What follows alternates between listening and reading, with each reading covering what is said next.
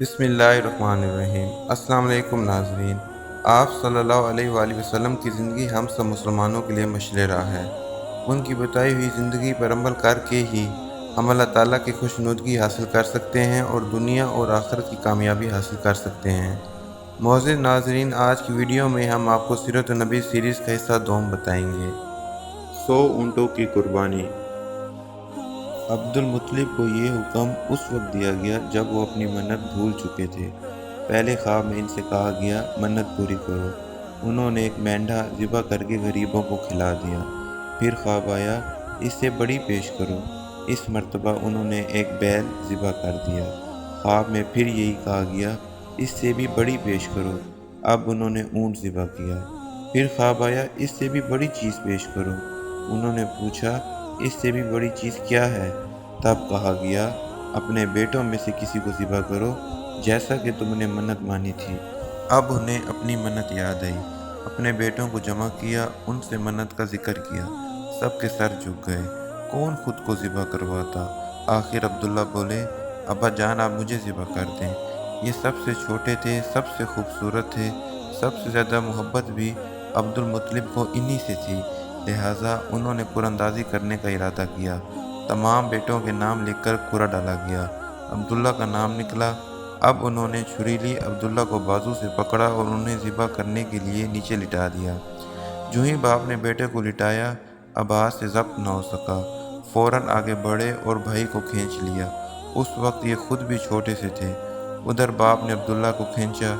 इस खींचातानी में अब्दुल्ला के चेहरे पर खराशें भी आईं। इन खराशों के निशानात मरते दम तक बाकी रहे। इसी दौरान बनो मखजूम के लोग आ गए। उन्होंने कहा, आप इस तरह बेटे को ज़िबा ना करें, इसकी माँ की ज़िंदगी ख़राब हो जाएगी। अपने रब को राज़ी करने के लिए बेटे का फ़िदिया दे दें। अब सवाल ये था कि फ़िदिया क्या दिया जाए। इसकी तरकीब ये बताई गई कि कागज़ के एक कागज़ पर 10 ऊँट लिखे जाएं, दूसरे पर अब्दुल्ला का नाम लिखा जाए। अगर 10 ऊँट वाली पर्ची निकले तो 10 ऊँट कुर्बान कर दिए जाएं। अगर अब्दुल्ला वाली पर्ची निकले तो 10 ऊँट का इजाफा कर दिया जाए। फिर 20 ऊँट वाली पर्ची और अब्दुल्ला वाली पर्ची डाली जाए। अब अगर 20 ऊँट वाली पर्ची निकले तो 20 ऊँट कुर्बान कर दिए जाएं, वरना 10 ऊँट और बढ़ा दिए जाएं। इस तरह 10-10 करके ऊँट बढ़ाते जाएं। अब्दुल मुत्तलिब ने ऐसा ही किया है। 10-10 ऊँट बढ़ाते चले गए। हर बार अब्दुल्ला का नाम निकलता चला गया, यहाँ तक कि ऊँटों की तादाद 100 तक पहुँच गई। तब कहीं जाकर ऊँटों वाली पर्ची निकली। इस तरह उनके जान के बदले 100 ऊँट कुर्बान किए गए। अब्दुल मुत्तलिब को अब पूरा इत्मीनान हो गया कि अल्लाह ताला ने अब्दुल्ला के बदले 100 ऊँटों की कुर्बानी मंजूर कर ली है। उन्होंने काबे के पास 100 ऊँट कुर्बान किए और किसी को खाने से न रोका। सब इंसानों, जानवरों और परिंदों ने उनको खाया। इमाम ज़हरी कहते हैं कि अब्दुल मुत्तलिब पहले आदमी हैं जिन्होंने आदमी की जान की कीमत 100 ऊँट देने का तरीका शुरू किया। इससे पहले 10 ऊँट दिए जाते थे। इसके बाद ये तरीका सारे अरब में जारी हो गया। गोया कानून बन गया कि आदमी का फ़िदिया 100 ऊँट है। नबी करीम सल्लल्लाहु अलैहि वसल्लम के सामने जब ये ज़िक्र आया तो आपने इस फ़िदिया की तस्दीक फरमाई, यानी फरमाया कि ये दुरुस्त है। और इसी बुनियाद पर नबी करीम सल्लल्लाहु अलैहि वसल्लम फरमाते हैं, मैं 2 ज़बीहों यानी हज़रत इस्माईल अलैहिस्सलाम और हज़रत अब्दुल्ला की औलाद हूँ। हज़रत अब्दुल्ला कुरैश में सबसे ज़्यादा हसीन थे। उनका चेहरा रोशन सितारा की मानत था। कुरैश की बहुत सी लड़कियाँ उनसे शादी करना चाहती थीं, मगर हज़रत अब्दुल्ला की हज़रत आमना से शादी हुई। हज़रत आमना वहाब बिन अब्दुल मनाफ बिन ज़ोहरा की बेटी थीं। शादी के वक्त हज़रत अब्दुल्ला की उम्र 18 साल थी। ये शादी के लिए अपने वालिद के साथ जा रहे थे। रास्ता में एक औरत काबा के पास बैठी नजर आई। ये औरत वर्का बिन नौफल की बहन थी। वर्का बिन नौफल कुरैश के एक बड़े आलिम थे। वर्का बिन नौफल से उनकी बहन ने सुन रखा था कि वक्त के आखिरी नबी का ज़हूर होने वाला है और उनकी निशानियों में से एक निशानी ये होगी कि उनके वालिद के चेहरे में नबूवत का नूर चमकता होगा। जो ही उसने अब्दुल्ला को देखा, फ़ौरन उसके जहन में ये बात आई। इसने सोचा, हो न हो ये वो शख्स है जो पैदा होने वाले नबी के बाप होंगे। चुनाचा इसने कहा, अगर तुम मुझसे शादी कर लो तो मैं बदला में तुम्हें उतने ही ऊँट दूंगी जितने तुम्हारी जान के बदले में ज़िबा किए गए थे। इस पर उन्होंने जवाब दिया, मैं अपने बाप के साथ हूँ, उनकी मर्ज़ी के ख़िलाफ़ कुछ नहीं कर सकता। نہ ان سے الگ ہو سکتا ہوں، اور میرے والد باعزت آدمی ہیں، اپنی قوم کے سردار ہیں۔ بہرحال ان کی شادی حضرت آمنہ سے ہو گئی۔ آپ قریش کی عورتوں میں نسب اور مقام کے اعتبار سے افضل تھیں۔ حضرت آمنہ حضرت عبداللہ کے گھر آ گئیں۔ آپ فرماتی ہیں، جب میں ماں بننے والی ہوئی تو میرے پاس ایک شخص آیا، یعنی ایک فرشتہ انسانی شکل میں آیا۔ اس وقت میں جاگنے اور سونے کے درمیانی حالت میں تھی۔ عام طور پر اس حالت کو غنودگی کہا جاتا ہے۔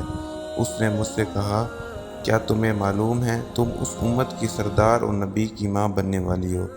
اس کے بعد وہ پھر اس وقت آیا جب نبی کریم صلی اللہ علیہ وسلم پیدا ہونے والے تھے۔ اس مرتبہ اس نے کہا، جب تمہارے ہاں پیدائش ہو تو کہنا، میں اس بچے کے لیے اللہ کی پناہ چاہتی ہوں ہر حسد کرنے والے کے شر اور برائی سے۔ پھر تم اس بچے کا نام محمد رکھنا، کیونکہ ان کا نام تورات میں احمد ہے، اور زمین اور آسمان والے ان کی تعریف کرتے ہیں، جبکہ قرآن میں ان کا نام محمد ہے، اور قرآن ان کی کتاب ہے۔ ایک روایت کے مطابق فرشتے نے ان سے یہ کہا، تم وقت کے سردار کی ماں بننے والی ہو۔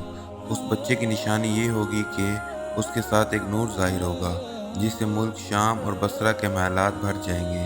جب وہ بچہ پیدا ہو جائے گا تو اس کا نام محمد رکھنا، کیونکہ تورات میں ان کا نام احمد ہے کہ آسمان اور زمین والے ان کی تعریف کرتے ہیں، اور انجیل میں ان کا نام احمد ہے کہ آسمان اور زمین والے ان کی تعریف کرتے ہیں، اور قرآن میں ان کا نام محمد ہے۔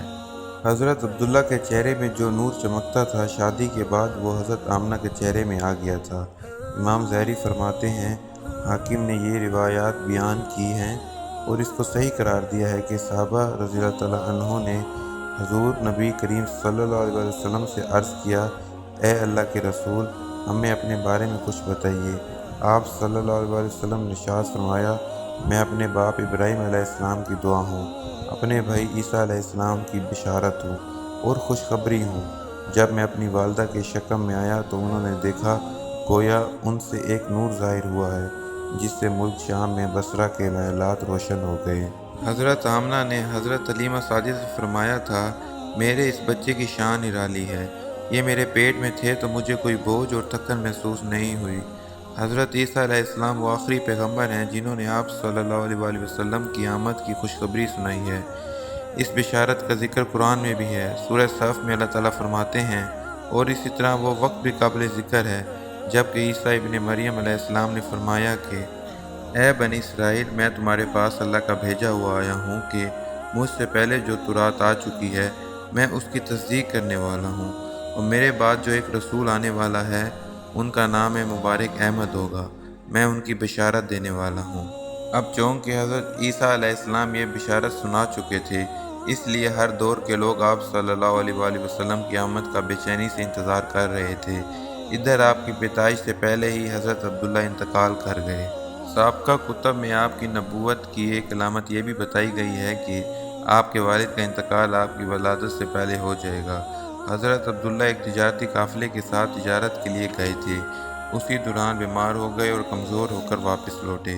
قافلہ مدینہ منورہ سے گزرا تو حضرت عبداللہ اپنی ننیال یعنی بنو نجار کے ہاں ٹھہرے۔ ان کی والدہ بنو نجار سے تھیں، ایک ماہ تک بیمار رہے اور انتقال کر گئے، انہیں یہیں دفن کر دیا گیا۔ تجارتی قافلہ جب حضرت عبداللہ کے بغیر مکہ مکرمہ پہنچا اور عبد المطلب کو پتہ چلا کہ ان کے بیٹے عبداللہ بیمار ہو گئے ہیں اور مدینہ منورہ میں اپنی ننیال میں ہیں تو انہیں لانے کے لیے عبد المطلب نے اپنے بیٹے زبیر کو بھیجا۔ جب یہ وہاں پہنچے تو عبداللہ کا انتقال ہو چکا تھا، مطلب یہ کہ آپ صلی اللہ علیہ وسلم اس دنیا میں اپنے والد کی وفات کے چند ماہ بعد تشریف لائے۔ معزز ناظرین، اس چینل کے تھرو مزید انفارمیٹیو ویڈیوز آپ تک پہنچتی رہیں تو چینل کو سبسکرائب کریں۔ شکریہ۔ اللہ تعالیٰ آپ سب کو اپنے حفظ و ایمان میں رکھے، آمین۔